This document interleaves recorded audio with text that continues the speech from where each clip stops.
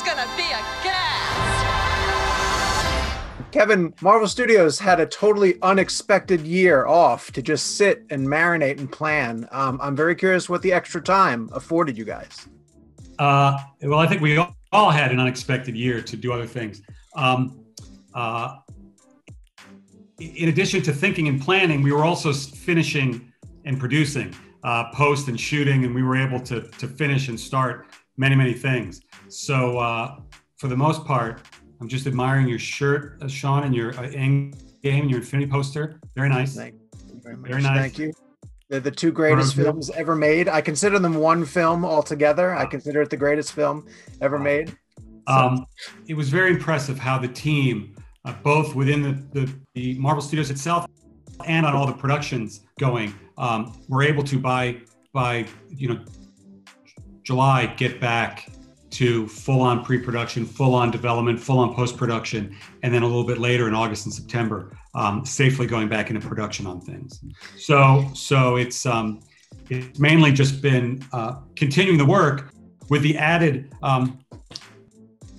The biggest change has been not sharing anything with the public and not speaking to great folks like yourself as we work on these things. So I'm very, very excited that changes on Friday. All right. So prior to the investors call, we looked back at the El Capitan reveal as the big slate drop. Now we're looking at 11 films and 12 television shows, and it's kind of mind blowing. But what I'd like you to focus on is 12 shows, announced for Disney Plus. How much of a game changer is the streaming service for what Marvel wants to accomplish? Well, it's a gigantic game changer, and it's one that we've been living with and working towards for the past 3 years since Bob Iger brought me into his office saying, telling me about what would become Disney Plus and the streaming service, and him asking Marvel Studios to begin working on projects for it. That coincided perfectly with soul searching that I was doing personally, and that I think many of us at the studios were doing about what was next after the Infinity Saga, that we had spent so long and so many years building towards those two posters behind you, that what would become next, what would we do next, and how would it be not bigger, not because there are a lot of characters on those posters. It's not about bigger, it's about a different and unique and continuing to grow as we had from Iron Man to Endgame. The definition of what an MCU a project can be. It was perfect timing. The notion of being able to start working on long form narrative and series for Disney Plus that brought in just a wave of enthusiasm and creativity into the studio just as we needed it.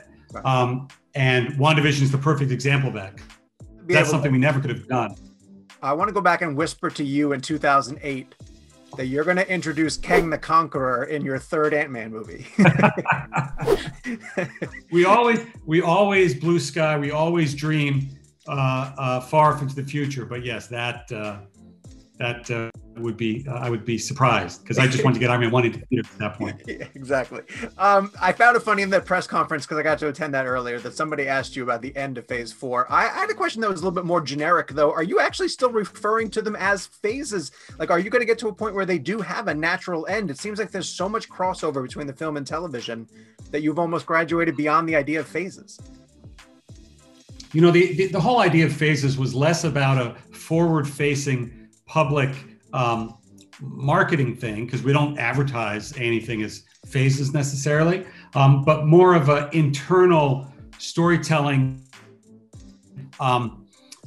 boundaries for us to help us shape overarching larger narratives. Mm-hmm. And I think that's helpful. I think that will continue. Again, going back to the way event crossovers would work in the comics, that they would do like dozens of individual titles every month, and then once a year, once every few years, come together into a bigger title. That was the whole idea between the beginning and end of phases. I think that'll continue to a certain extent as well. Okay. Just again because it's a storytelling shorthand that we use internally to shape these overarching narratives. I'm so glad you brought up the comics and the different series, because in preparation for this, about a month ago, I pulled Tom King's run off the shelf and started to read through it. And I was about 2 or 3 issues into it when I was like, wait a second, that's a Vision construct. This might not be what that is. So I shifted over to the House of M. And, you mentioned the commercials, and they strike me as references pulled from Wanda's psyche. Like, am I to view this as the MCU's House of M in some way? I think you're to view it as all the above. I mean, what's amazing and what's the great honor and privilege of working at Marvel Studios is being able to have the greatest, long-running fictional universe in the comics at our disposal as inspiration for our shows and our movies. Both of those things, along with many others, as it relates to Wanda and Vision in particular, our inspiration. You're right. The Visions was about Vision and was about a family of androids in the suburbs. But those comic covers in particular were very much the inspiration that led us to connecting this sort of childhood unhealthy, I don't know if it was unhealthy, but psychological comfort that I found from sitcoms in my youth, and still do today on MeTV, when I can't sleep at night, and Wanda and Vision and continuing and evolving their story. It were those covers of Vision standing in a suburban doorway with a white picket fence and a mailbox with the Visions on it that was the spark for that. And there are a few other things that we pull from that run as well.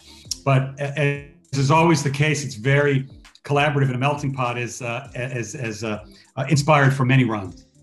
Your hat, by the way, is phenomenal. I love it. From our stunt team. Somewhere. Yes. Oh, it's so beautiful. My 10-year-old has grabbed my Doctor Strange hat from the set visit that we got, and he wears it all the time. It's a nice little flashback every once in a while. Kevin, I'm not afraid to admit that I sit here and every once in a while rewatch on the internet the audience reactions to the Portals scene in Endgame, and I cry. I cry every single time. And I just want to know how many times you personally got to go into a theater and watch that with a crowd. I think it was 2 or 3 times. Okay. There's no time like the first, and there was the first one where it was Trin and I, Joe and Anth, Alan Silvestri, Jeff Ford at the Village Theater in Westwood. Right. On opening night, or maybe the Thursday, I don't remember. It was the Thursday, and that was, I don't know that will ever be topped in any of our lives. Was remarkable. So I've seen those videos. Joe has sent them around. Joe may have recorded 1 or 2 of those himself, and share them with us occasionally as they pop up online. And it's good, especially spending almost a year alone, all of us in our homes, feeling that again. That's where I get emotional. Is the experience of being in an audience, sharing an experience with a bunch of strangers, a positive experience with a bunch of strangers again, which is what was always meaningful to me as a fan, as an audience member primarily, but also as a filmmaker. I'm running out of time. I have time for like maybe 1 or 2 more. Are you sad that Tony's not going to get a chance to meet Reed on screen? Am I sad that Tony's not going to be? Yes. I mean, there's you as the comics always have done, you inherit the continuity that is the point in time that you're about to tell a new story, and that's where we are. So yes, I spend more time thinking about being excited about seeing things than I do sad about not seeing things. Thanks so much, Kevin. Thanks so much. Are you here to